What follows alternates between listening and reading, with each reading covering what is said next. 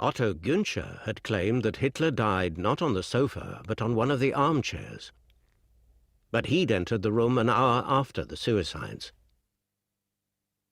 By that time, the bodies had been taken away. I just assumed Hitler must have been sitting in the armchair and his wife had been sitting on the sofa. And not far from the table and the bloodstain was Hitler's gun on the floor. And the blood on the sofa was clearly visible. I'm telling you what I saw. Why would I lie? I'm only telling you what I remember, what I am sure of.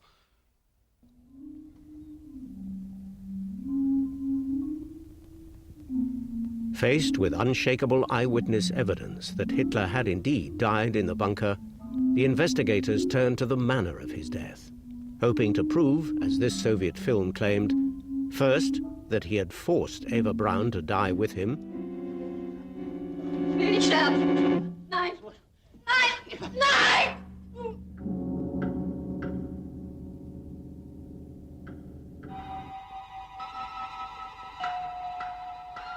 And then, that he had been too cowardly to die like an officer by shooting himself.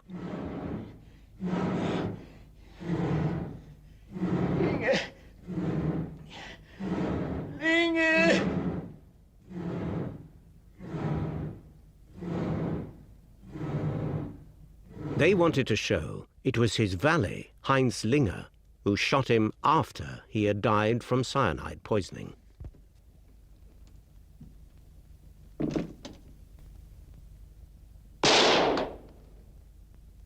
When I went into the room, Hitler was already dead.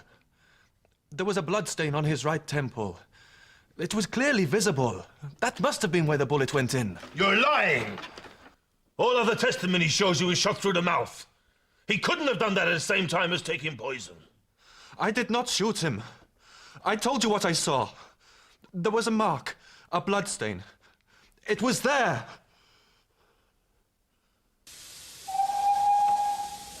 In June 1946, the prisoners from Butyrska were taken by train back to Berlin in an attempt to resolve the matter of Hitler's death once and for all.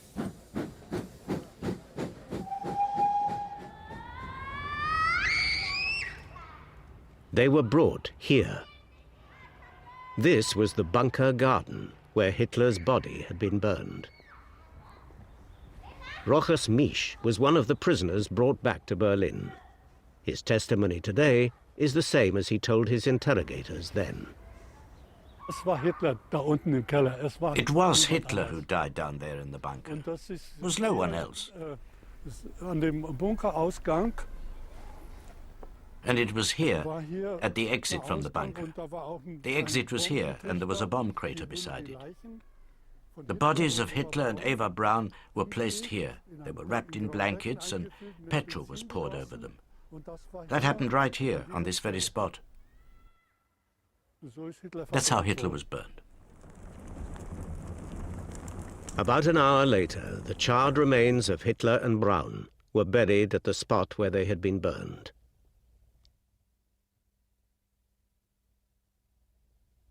Once the prisoners taken back to Berlin had pinpointed the place where Hitler was buried, the area was dug up again. It was then that Operation Myth found its most important new evidence. 4 fragments of a man's skull, the largest of which had a bullet hole through it. This, for once, corresponded with the original autopsy, which had reported that part of Hitler's skull was missing. The fragments were fitted together and photographed. To me, it's quite obvious why these fragments were not exhumed in 1945, but were only found in 1946. It was because the shot with which Hitler killed himself dislodged this particular portion of the skull, so that it was left hanging on only by the skin.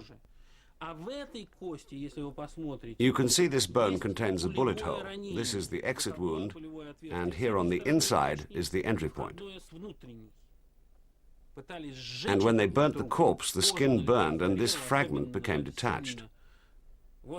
And here you can clearly see the marks from the flames. The investigation team prepared a presentation pack to show Stalin what they had found in Berlin. Along with the skull were photos of Hitler's sofa and of the blood traces found in its lining. But Stalin was never shown the findings of Operation Myth. With Hitler certainly dead, Beria never had cause to use the report against Abakumov. In fact, both men outlived Stalin, but only just. Beria was shot by firing squad on Khrushchev's order in 1953. Abakumov was executed 15 months later. Linger, Günscher, Bauer and Misch were each sentenced to 25 years imprisonment for unspecified war crimes. They all returned home in the mid-1950s. As for the bodies in Magdeburg, they remained untouched until 1970, when Yuri Andropov was chairman of the KGB. We reported to him that, well, still something remains from the bones of Hitler and Eva Braun. And then it was decided to destroy them completely. And it was done in 1970. So there is an act duly done on the destruction. I assure you they were destroyed, that there is nothing remains from... Were they blown up or burnt? They was burnt, yes. Where? Well, you see, I was not burning that one themselves, so I am unable to describe you how they were burning them. But I assure you that it was done faithfully, because some of my colleagues were doing that.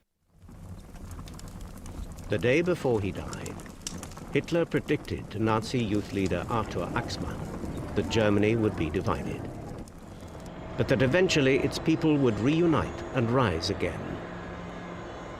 He was right. Berlin is once more the capital of a unified Germany.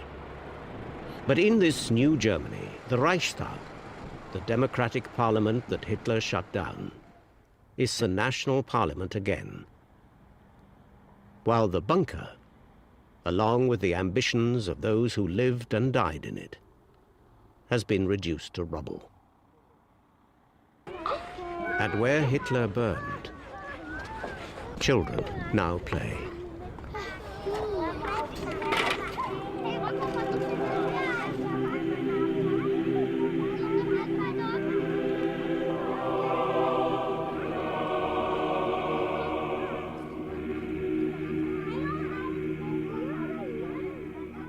Rome's great nemesis is examined tomorrow at 5 with Hannibal, the man, the myth, the mystery.